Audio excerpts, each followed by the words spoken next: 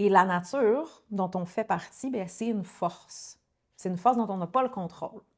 Et le trait narcissique vient du fait de quand on est déconnecté de soi, de la vie, on veut avoir le contrôle sur la nature. On ne supporte pas donc de ne pas avoir le contrôle, que quelque chose de plus grand que soi. Et donc là, l'humain se croit au-dessus de tout pouvoir et il a complètement juste oublié qu'il fait partie en fait d'une intelligence et que son travail c'est d'apprendre à se tourner, à se brancher à cette intelligence-là et apprendre à la surfer puis à apprendre à la servir.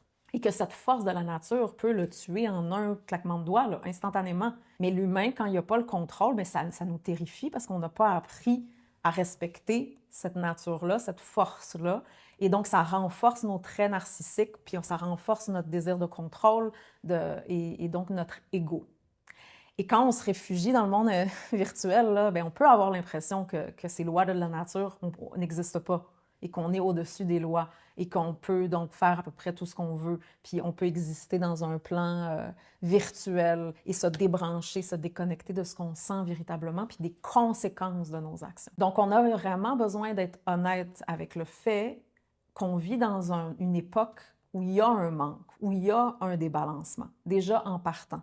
On a tous et tous pas reçu nécessairement ce qu'on avait vraiment besoin quand on était plus jeune. Donc, il y a une blessure qui est là, puis l'ego vient pour protéger cette blessure-là. Et d'ailleurs, c'est pas avoir un ego le problème, parce qu'avoir un ego, quand il est aligné, ben il peut servir, c'est essentiel pour exister en société. On a besoin d'une certaine, c'est comme un persona, un certain habit que je peux porter pour me présenter. Le problème, c'est qu'il y a la blessure qui guide. C'est elle qui, finalement, a les règnes et qui fait en sorte que notre ego devient complètement démesuré, que ça soit dans le positif ou que ça soit dans le négatif. Il va prendre toute la place. Donc, je suis nulle, je suis pas assez, puis là, c'est comme sans cesse, ou je suis extraordinaire et rien n'existe sans moi.